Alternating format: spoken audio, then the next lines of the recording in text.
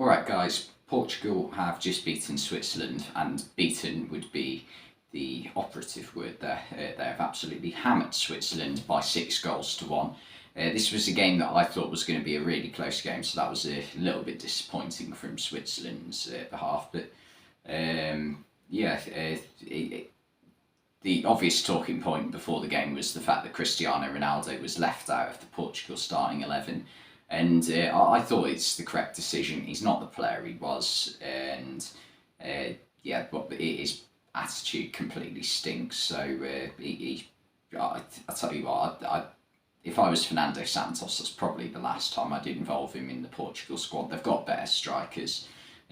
Gonçalo Ramos has taken his chance tonight. Diogo Jota, when fit, is better, and Ricardo Horta as well has shown that he can be like a capable backup. So I wouldn't have Cristiano Ronaldo in the squad again, to be honest. You've got three strikers right there who are better than him. And yeah, Portugal, from the off, they just look like a completely different side in this game. Otavio is a player I really like, and he was brought back into the starting 11 and made a real difference as well. Cancelo was also dropped for tonight's game, and Diogo Dalot and Guerreiro were the fullbacks, and they played very well. So for me, I think Fernando Santos has just got to keep the exact same starting 11 as tonight for the next game, probably the rest of the tournament, because of how well this performance went for them. They got the opening goal through Ramos. It was poor defending from Fabian Schär, but it was an excellent finish from Ramos. You've got to give credit, even if it was poor defending. He shouldn't have been able to get the shot off, but absolutely hammered it into the top left corner. Brilliant strike. Pepe made it 2 before half time. Bullet header. Again, not the best defending from Switzerland. Too much space, and Fernandes hasn't picked up Pepe at all. And it is a good leap from Pepe and a brilliant header to make it 2-0. And I think he's now the second oldest of all time in terms of goal scorers at the World Cup, behind obviously Roger Miller all those years ago. I think it might have been 32 years ago now. Was it 1990 or was it 1994? I'm not 100% sure, but it was a long time ago. And he's got to be nearly 70, or at least 70 now, probably, Roger Miller. But yeah, good goal by Pepe. And then second half, you're thinking, okay, maybe Switzerland, they can do something similar to what they did last year at the Euros against France and pull off a brilliant comeback. I think they were 3-1 down at one point in that game, and Seferovic might have scored a couple to get them back into it, but they conceded the third, and then you're thinking, okay, this is going to be too much. It was Ramos again, another really well taken goal, and yeah, shortly after it was 4 from Guerreiro, and yeah, no coming back. They made a couple of substitutions, and they did pull a goal back almost instantly from Akanji. A bit of not the best defending ever from Portugal. It wasn't horrendous, but they did leave Akanji free at the back post, and yeah, he tapped it home. And they got the 5th and 6th. Ramos completed his hat-trick. Fair play to him. I mean, in terms of like revelations at a World Cup, as in forward players who've just come into it unexpectedly, like Ramos wasn't expecting to start any games for Portugal in this tournament, I'm sure, when he's got Ronaldo, and even Horta was picked ahead of him in the last game against South Korea, and also other attacking options like Felix and Rafael Leao, who scored the 6th, and it was a brilliant goal for the 6th once he'd come off the bench. And yeah, Ronaldo also came on with about 20 minutes to go. He stuck the ball in the back of the net, but it was correctly given for offside, and I think he should have done better in timing his run, in all honesty.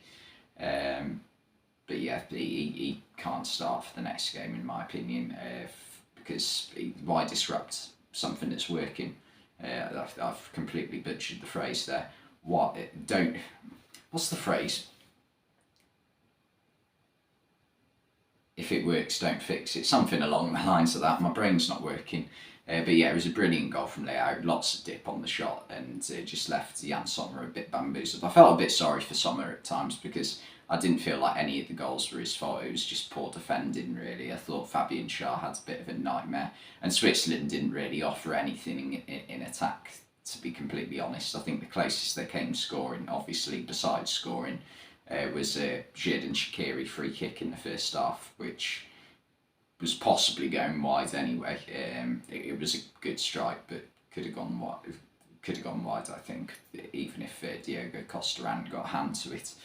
But yeah, Portugal looked like a completely different side tonight. Best performance of the tournament by a country mile.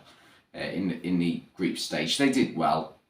They didn't need to win that South Korea game, but against Ghana, it was still a bit sloppy defensively, and it wasn't the greatest performance attacking wise. It was only when they brought the subs on that they started to, really play well in that game. Against Uruguay, again, I thought Uruguay were decent in that. I thought 2-0 flattered them a little bit in that game. So, it wasn't the greatest group stage performances ever from Portugal, but this game against Switzerland has been brilliant. Switzerland, you don't really expect them to make it to the quarterfinals. I think they only have done once in something like the past 50 years or something ridiculous. But very few teams tend to absolutely batter Switzerland by 5 goals. So that's an achievement in itself, in my opinion. But yeah, really good performance. It was slightly embarrassing for Switzerland because they're not a team who usually get battered. They are a team who are usually defensively solid and can usually, get a couple of goals in games like this and make it a close game. But they didn't do that at all tonight, so it was really disappointing from them. But yeah, other things to talk about in the game are just like how well Portugal were linking up. It was not too dissimilar to the Brazil performance last night in terms of the all round play, especially from players like Bernardo Silva and Otavio. William Carvalho, even in the holding midfield role, I thought he played a lot better than Ruben Neves has this tournament, because Ruben Neves is a bit of a weird one. Like, he's obviously a technically gifted footballer, ridiculous technique when striking a ball or passing a ball, but I just don't think he puts in the same amount of work as someone like William Carvalho, or gets around the pitch as well, which is definitely what you need in front of your defence if you're a top team and are looking to get many players forward. You need them sorts of players. So yeah, I think Carvalho is going to be the one to stick with for the rest of this tournament in that defensive role for Portugal as well. But yeah, I think also I just want to go over the Ronaldo thing again. For me, I just can't consider him as the best of all time, to be honest. I think any player who is the best of all time, at any stage in their career, they cannot make a team that they go into a worse side. Lionel Messi, whichever team he plays for, if he plays for any team in the world right now, he makes them a better side. With Ronaldo, there are very few teams right now that he makes a better side, and that's just the honest truth, really. So I think he's a level below the likes of Messi, Maradona, Cruyff, if you want to put him in that bracket as well. Pele, Ronaldo, as in the R9 Ronaldo Brazilian. So yeah, I think he's a level below. But Portugal, absolutely brilliant performance. Thanks for watching this video, and I'll see you next time.